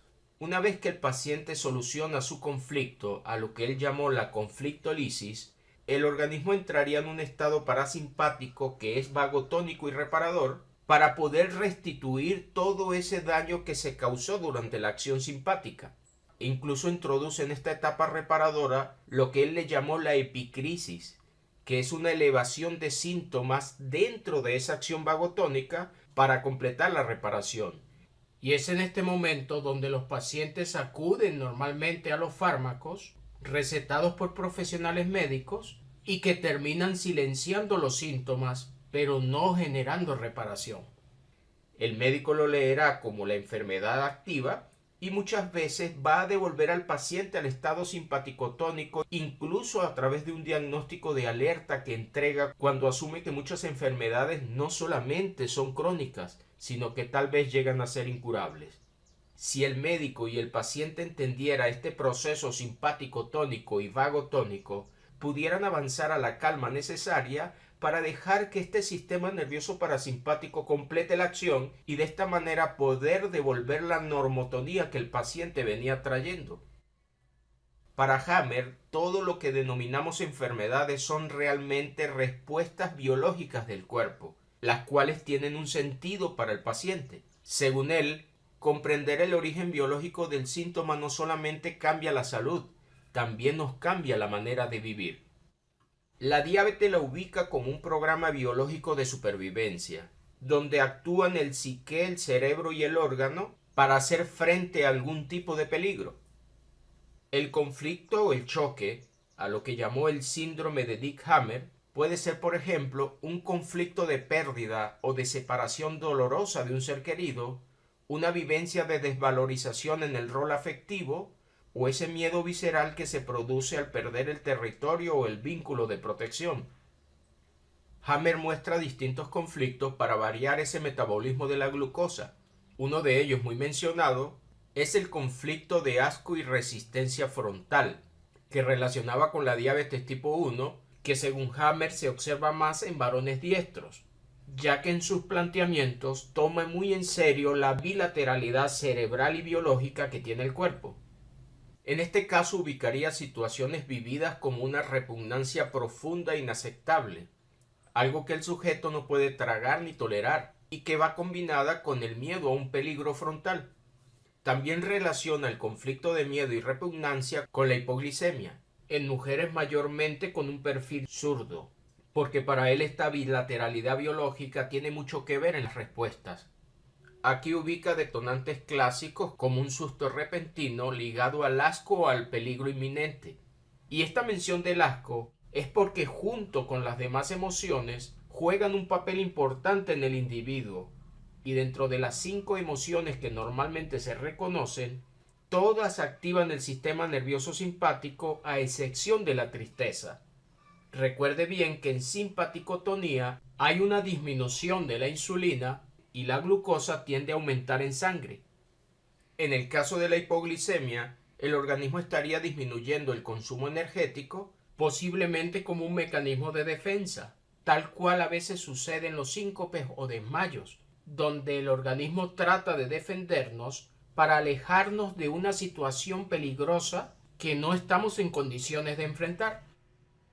Es por eso que en muchos pacientes que están sometidos a un estrés y que han pasado por ayunos prolongados, puede haber un shock hipoglicémico porque están sometidos a esa acción que tal vez está requiriendo lucha o huida, pero tienen que enfrentarla porque se encuentran acorralados sin poder escapar. Y esto puede tratarse de un escenario real o de un escenario simbólico en la mente de los pacientes, como en el caso de un pensamiento que los tiene lleno de miedo. Esto sucede normalmente en el instinto animal. Algunos, ante un agresor, terminan desconectándose para generar la sensación como si estuviesen muertos y así poder liberarse muchas veces del enemigo.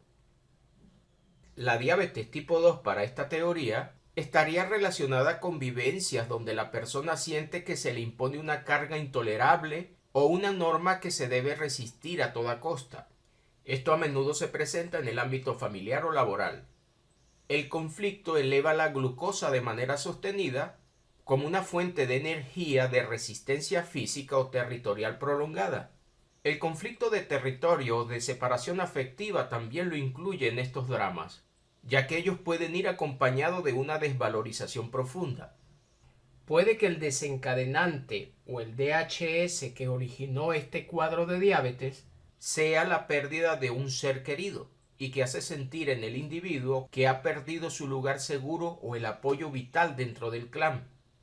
Como podrá notar, existe un sinfín de pensamientos y de circunstancias que pueden dar a entender que la vida es dura y que me debo valer por mí mismo o que debo soportar un entorno estresante alrededor de mi vida o que simplemente me preparo siempre para mantener un rechazo o generar mucha energía para ayudar a otros, pero viéndolo desde el enfoque de la frustración, porque tal vez deseamos que no pasen por las mismas circunstancias que hemos pasado.